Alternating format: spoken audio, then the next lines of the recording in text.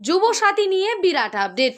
কারণ এখনো পর্যন্ত অনেকেই যারা যুবসাথী আবেদন করেছেন তার সত্ত্বেও অনেকের কিন্তু এই মুহূর্তে ব্যাংকের অ্যাকাউন্টে ১,৫০০ টাকা এসে পৌঁছায়নি। আবার দেখা গিয়েছে অনেকের ক্ষেত্রে খুব তাড়াতাড়ি সেই ব্যাংকের অ্যাকাউন্টে কিন্তু ১,৫০০ ক্রেডিট হয়ে গেছে। তবে কাদের এই ১,৫০০ টাকা ক্রেডিট হচ্ছে না বা ভবিষ্যতেও হবে না, সেটাই সমস্তটাই থাকছে আজকের এই ভিডিওতে। আপনাদের ব্যাংকের এমন একটা সিস্টেম আছে যেটার কারণে আপনারা প্রথমেই কিন্তু সেই ভুলটা করেছেন অজান্তেই। তবে ঠিক করার অবশ্যই উপায় আছে। তার জন্য ভিডিওকে স্কিপ করবেন না, প্রথম থেকে শেষ পর্যন্ত দেখতে থাকুন। যে আপডেটটি এসেছে ইতিমধ্যেই যুবসাথী নিয়ে, সমস্তটাই আমি আপনাদের বিস্তারিতভাবে বুঝিয়ে বলে দিচ্ছি। তো চলুন আগে বলা যাক যে রাজ্য সরকারের তরফে যুবসাথী নিয়ে যে বড় আপডেট দিয়ে দিয়েছে সেখানে কি কি বলা হয়েছে। যুবসাথী টাকা নিয়ে বড় আপডেট, ব্যাংকের এই কাজটি না করলে আটকে যেতে পারে ভাতা। জেনে নিন বিস্তারিত। বিধানসভা নির্বাচনের আগে যুবসাথী প্রকল্প নিয়ে ইতিমধ্যেই রাজ্য রাজনীতিতে চলছে জোর কদমে তরজা। তার ওপর এই আবহে আবেদনকারীদের ব্যাংকের অ্যাকাউন্টে ঢুকতে শুরু করেছে। তবে যুবতী প্রকল্পের আর্থিক সহায়তা নিয়ে আবেদনকারীদের বেশ কিছু প্রশ্নের সৃষ্টি হয়েছে। সেই বিষয়ে আজকের প্রতিবেদনে বিস্তারিত তথ্য।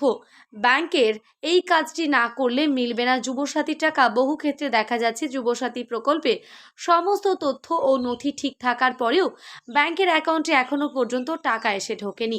এই অনুদান পাওয়ার জন্য ব্যাংকের ডিরেক্টর বেনিফিট ট্রান্সফার চালু রাখার একান্ত প্রয়োজন। কারণ যুবসাথী প্রকল্পের নিয়ম অনুযায়ী টাকা সরাসরি আবেদনকারী সেই ব্যাংকের অ্যাকাউন্টে এসে পৌঁছাবে। সেই নির্দিষ্ট অ্যাকাউন্টের সঙ্গে আবেদনকারী আধার কার্ড যুক্ত থাকতে হবে। তবে ফর্মে দেওয়া অ্যাকাউন্টটি যেন কোনোভাবেই বন্ধ না হয়ে যায়। পাশাপাশি দীর্ঘদিন ধরে লেনদেন না করলে, কেওয়াইসি আপডেট না করানো থাকলে বহু সময় ব্যাংক থেকে অ্যাকাউন্ট থেকে সাময়িকভাবে বন্ধ করে দেয়। তাই টাকা ঢোকার আগে নির্দিষ্ট ব্যাংকের শাখায় গিয়ে আপনার নিজের অ্যাকাউন্টটি সচল আছে কিনা তা একবার যাচাই করে নেবেন। পাশাপাশি গ্যাসের ভর্তুকি বা অন্যান্য সরকারি সহায়তার মতো এখানেও ডিবিটি এবং বা আধার অ্যাড করা আবশ্যক। তবে সরকারি নির্দেশিকা স্পষ্টভাবে জানানো হয়েছে যে এর জন্য আলাদা করে ডিভিডি লিঙ্ক করানোর কোনো প্রয়োজন নেই। এছাড়াও পিএম কিষাণ বা এলপিজি ভর্তুকির মতো সরাসরি সরকারি সুবিধাগুলি এই ডিভিডি অ্যাকাউন্টে জমা হয়। তবে যুবসাথীর ক্ষেত্রে এই বিশেষ সিডিংয়ের কোনো বাধ্যকতা নেই বলে জানা গেছে। তো আপনাদেরকে আমি দেখালাম যে অনেকের ক্ষেত্রে যুবসাথী যে আপনারা ফর্মটি ফিল আপ করেছিলেন সেখানে কিন্তু নিজের ব্যাংকের অ্যাকাউন্ট দিয়েছেন, সেখানে সমস্ত কিছু ঠিক আছে, সব ঠিক আছে, কিন্তু তারপরেও এখনও পর্যন্ত যুবসাথী টাকা এসে পৌঁছায়নি। আপনারা অবশ্যই চেক করিয়ে নিন যে সেই ব্যাংকের অ্যাকাউন্টে আপনাদের কোনো রকম এলপিজি গ্যাসের কোনো ভর্তুকি বা কোনো রকম কোনো সরকারি অনুদান আপনি সেখানে পেয়েছেন কিনা।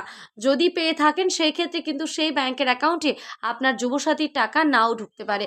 আবার অনেকের ক্ষেত্রে এমনও হয়েছে যে আধার লিঙ্ক করানো নেই বা কেওয়াইসি আপডেট করানো নেই, সেক্ষেত্রেও কিন্তু আপনাদের যুবসাথীর টাকাটা না ঢুকতে পারে।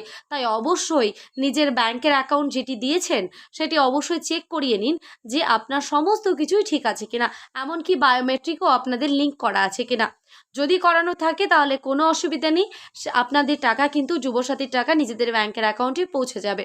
তো আশা করি সমস্তটা আমি আপনাদের বোঝাতে পেরেছি। যদি কারো কোনো রকম কোনো প্রশ্ন থাকে বা জিজ্ঞাসা করার থাকে অবশ্যই কমেন্ট বক্সে কমেন্ট করবেন, আমি চেষ্টা করব তার রিপ্লাই দেওয়ার। দেখা হচ্ছে নেক্সট কোনো ভিডিওতে, ততক্ষণ সুস্থ থাকবেন, ভালো থাকবেন।